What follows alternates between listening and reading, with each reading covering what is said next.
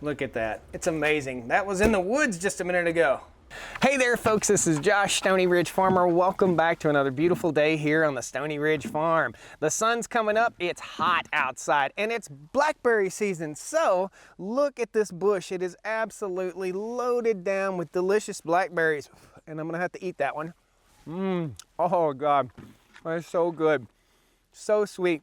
So what we're gonna be doing today is we're gonna do a little bit of Martha Stewart living here. We're gonna go ahead and we're gonna pick some wild blackberries and we're gonna make blackberry jelly and blackberry jam. One or the other, I'm not positive. So come along today as we show you guys how to live a little more holistic, a little more country. And if making jelly isn't your thing, I still think you should watch this because there's nothing better than a gift from a family member like jelly. Think about Christmas time or Thanksgiving or holidays or anything like that. You can bring a jar of your own jelly and jam, and man, it just puts a smile on people's face, guys. So come along, we're gonna teach you how to pick wild berries and make some jam. Jammin' man. Woo! Woo! Stoney Ridge Farm, Stoney Ridge. Stoney Ridge Farm. All right, guys, I hope you enjoyed that little intro. Man, the dogs are loving the pond this time of year. It is absolutely hot. It's one of those days where it's 88 degrees and feels like 97. I'm starting to sweat. I'm sweating out my morning coffee here. But we're gonna go ahead and start loading down on blackberries. And this is a 5-gallon bucket. Big shout out to my sister for making this for me. That's very awesome. Thank you, Tracy. And we're gonna use quarts. So these quart containers came from the Chinese food place back in the day when I had COVID. So what we're gonna do here, we're gonna do all natural. We're gonna do no pectin. We're gonna do blackberries and sugar. Those are the only 2 ingredients. This is gonna be a fun short video and we've got a lot of picking to do. If you guys can't see this, these berry bushes are absolutely loaded. I anticipate we're gonna have enough blackberry jam and jelly to give out to all my family members this year. So if you're watching, you're probably gonna get one for Christmas. Let's get busy. Okay guys, let me give you a little blackberry picking 101. Take your finger back here and hold the plant as you pick them off because those ripe, extra ripe berries, and these are small berries, but we've got some great old big fatty ones. Those extra ripe berries will tend to fall off if you don't hold it still. And this will save your fingers from getting poked. Now you can see there's plenty of red berries on here, so we'll get another picking this year off these blackberries. So this isn't all that we'll be canning this year. Awesome, gorgeous blackberries. Some of them are absolutely huge. Now you might notice that some blackberries are much, much larger and fruitier, plump than other blackberries. That's cool, man. Those are the ones that you want on your farm. So when you pick blackberries, you want to make sure that you're not picking them like right after a rainstorm because that tends to knock the sweetness level down on your blackberries. So pick them in the dry part of the year. If it's been dry for a couple days and the blackberries are ripe on the vine, then jump on it, man. Absolutely. I've got to make my way all the way down this row. We're probably going to have somewhere in the neighborhood of half a 5-gallon bucket of blackberries. This is going to be awesome, guys.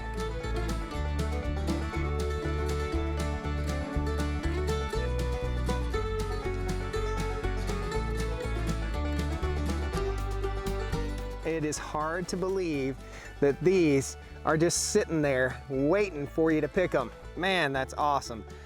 Not letting things go to waste, and there's plenty of blackberries way back in here. So we're gonna give you a little bit of a blackberry lesson on how these critters grow. So you see this cane right here, these canes with berries on them this year will not produce berries next year. The new growth will produce berries, and you can see an image of the new growth. There are no berries on that growth, but next year, that'll be the fruiting growth. So we wanna take care of the new growth that doesn't have any berries on it. We don't wanna cut those so that we'll have them for next year. There's a couple plants I wanna talk to you about that are right over in here that I saw as I was picking blackberries, and we'll tell you some of the old timers like to use these plants to make salads and seasonings. So up in here is an interesting little plant. This is called a pokeberry, okay? Don't eat those berries, but I'm told you can make wine out of it.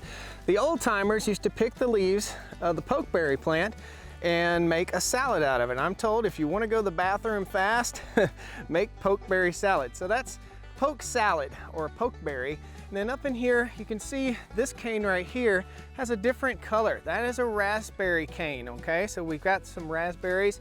The raspberries have all but dried up right here, but that's next year's fruiting raspberry cane right there. Same principle. These are the fruiting canes of blackberries, and they're all red because they're just not ripe yet. So you can see there's a whole lot to pick. And there's another pokeberry right there. You really don't want to eat the pokeberries. And you can see all through here, there are different raspberries, and there's one more plant I want to talk to you about. So we've got raspberry here. So next year we'll have a bumper crop of raspberries. This is called sumac, okay? And sumac puts out little seeds. I'll see if I can find one with seeds on it. So here is a flowering sumac, okay? This flower will eventually turn into a seed head, and that seed is useful in spices. So that's sumac. There's a lot of stuff going on right in here, guys. There's a whole lot of stuff going on. There's wild cherry, there's all sorts of stuff in these hedgerows. So if you open your eyes and open your mind, you can learn a whole lot about just the old crap that's growing off the side of the road. All this stuff has awesome uses. So we've got blueberries in here, we've got raspberries in here, we've got blackberries, sumac, poke salad, wild cherry, all sorts of stuff. Let's get in the kitchen after we fill this bucket.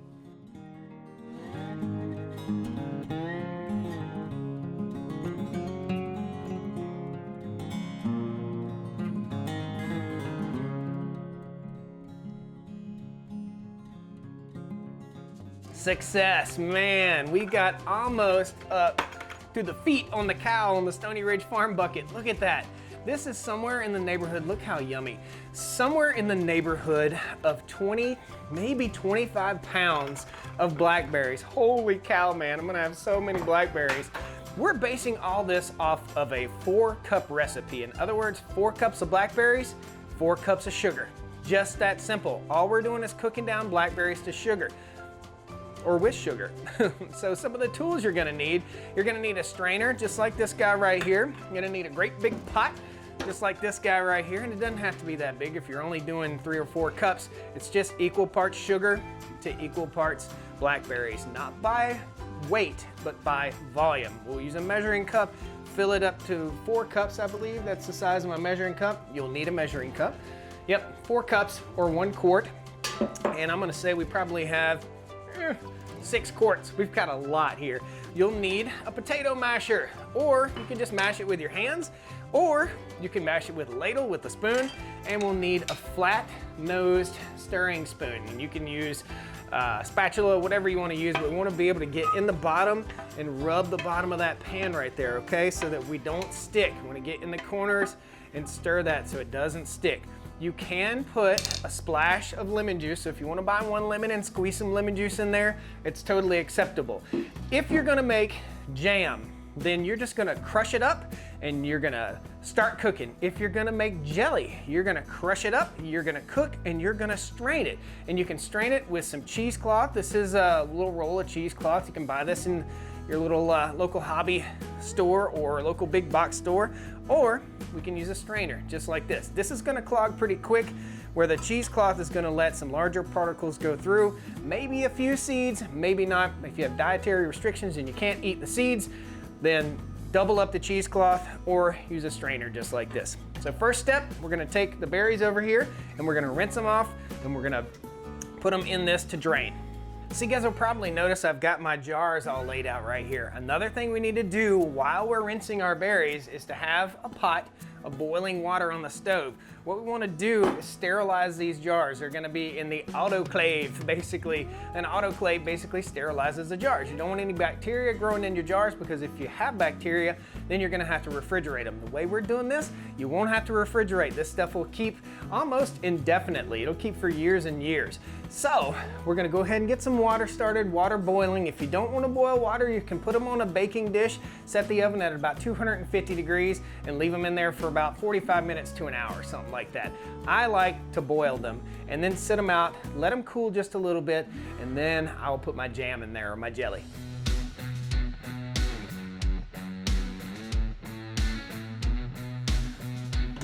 Crank it up on high. Now we're going to rinse our berries.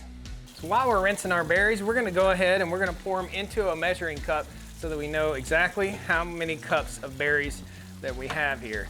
This is a little bit of a challenge with only one person. However, you can hang that right on the edge of that pan or pot, and we'll just gently pour them out. One nice full 4 quarts. There's 2. Woo! There's 3. We'll say 3.5. We'll add another half cup right there. So we got basically almost a gallon of berries right here. Then we're gonna run cold water into our berries for our first rinse cycle before we drain them. Okay, we're doing cold water again. We're just gonna fill this up about 3/4, and you'll see some of the trash will float right to the top, like little leaves and stuff like that. This stuff was outside, man, so there's gonna be a little bit of trash in there, and don't be surprised if you see maybe a little bug or 2. Now, as we're prepping for our canning, we're gonna go ahead and put a little bit of water in here, and we're gonna go ahead and put our canning jar lids in here, and we've got a lot of canning jar lids, so we're just gonna separate them out, put them in there. We've got some wide mouth, and we've got some small mouth. We'll get those warm. Most of the time, bad berries will come to the top. All the bad stuff comes to the top. Give her another little rinse, a little shake. Let that drain just a little bit, and then we'll put it in the pot. Repeat this process over and over. Okay, we've drained for just a few minutes, and this is gonna be the magic pot right here. This is gonna be where the magic happens. Man, look at that. That is absolutely awesome. So, we're gonna add sugar to this, but first we're gonna smash them up good. You could use a food processor to smash them up, or you could just simply do what I'm doing right here, a potato smasher. That's it, just give her a little tap and get to smushing. So we're gonna keep on smushing and working this, and we're actually gonna start working our sugar in. This is gonna seem like a lot of sugar. Equal parts sugar to blackberries. So in other words, 3.5 of these full 1 quart mixing jars. And we'll go ahead and start mixing that in, mushing it in together. You don't need to add water, and we don't need to add pectin, because pectin is naturally occurring in the fruit. So as we cook it down, the pectin will come out, and that will cause our jelly and jam to be thickened and stay upright in the jar and spread awesome. So just keep on working it, and you can see the consistency is nice, and it's gonna be, it's gonna be delicious, man. Still a little tart, because again, it takes a lot of sugar to make this jam. A little more sugar. Oh, look at that. It's like it snowed on the blackberry farm here. Yeah, a little more. Equal parts. Keep on mixing. We can go ahead and put this on the eye on the stove and keep on smushing and mixing. We're gonna put it on a medium-high heat, okay? And we're gonna keep on stirring. So make sure you size your eye appropriately to the size pot you have also, okay? And those of you who don't think you can on a flat top stove, here's proof. If I had gas, I'd be using gas, but I don't have it. This is gonna cook down probably over 35, 45 minutes, maybe even a little bit longer.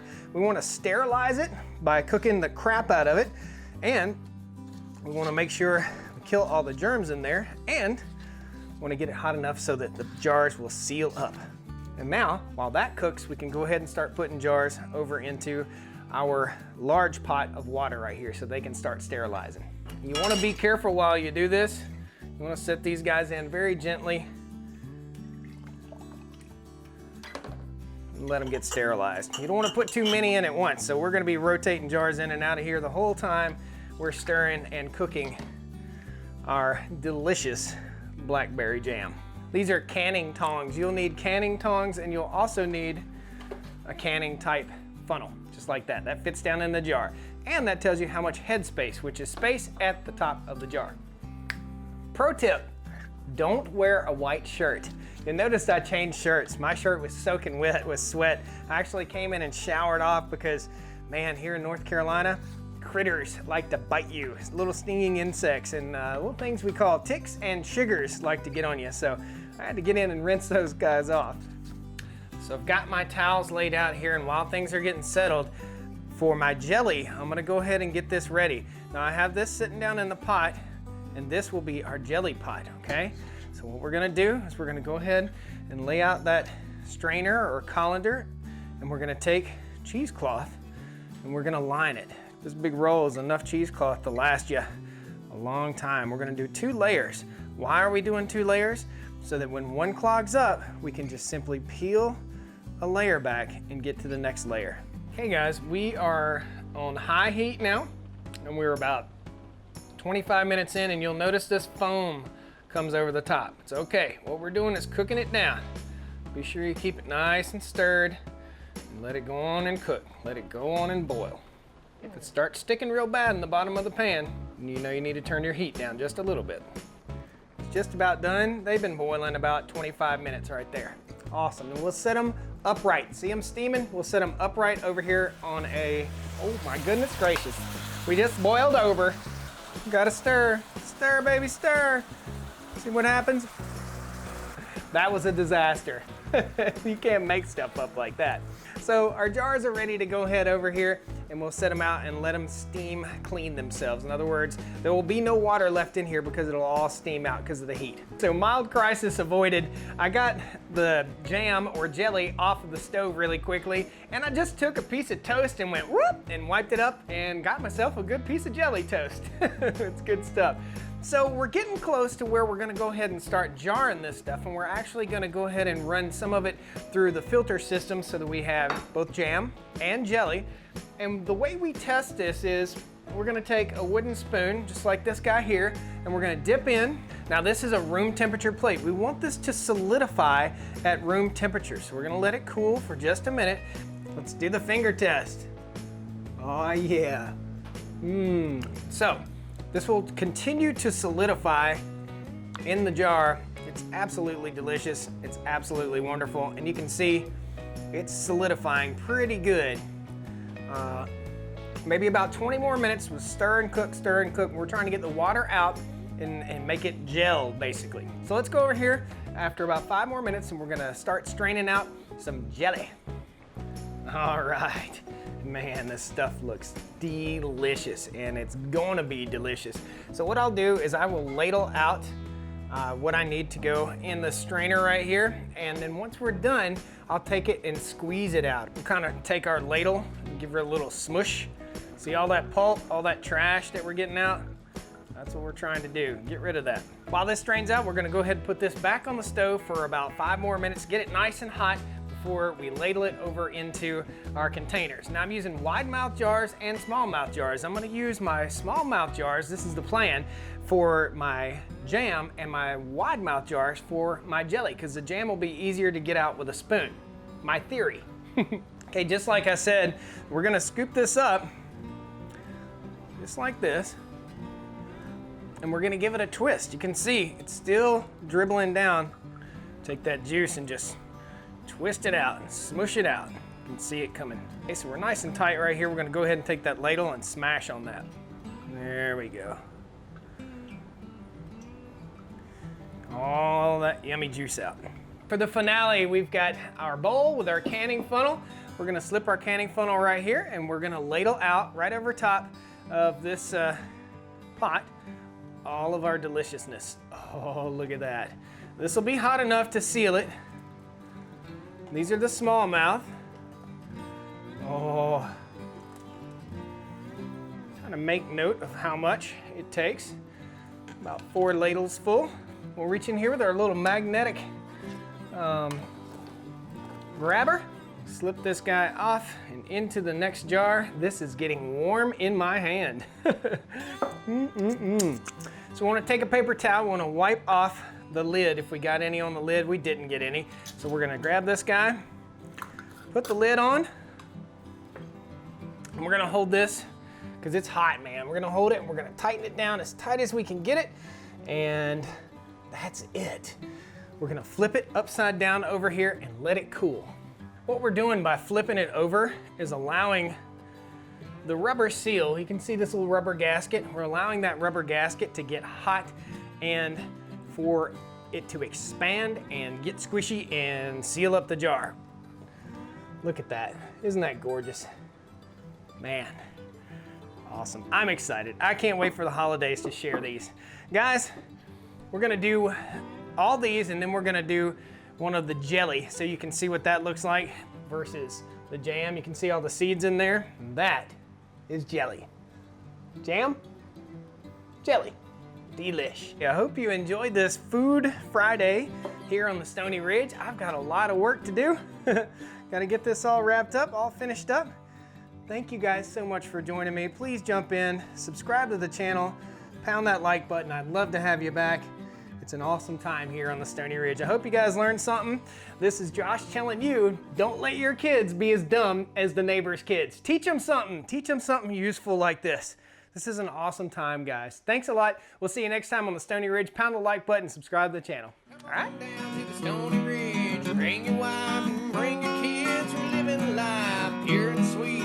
That's the way it's supposed to be, Stoney Ridge.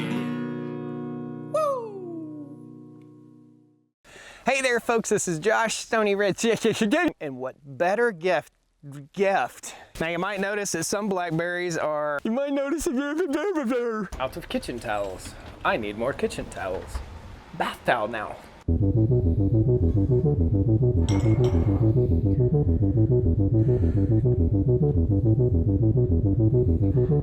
Here on a, oh my goodness gracious.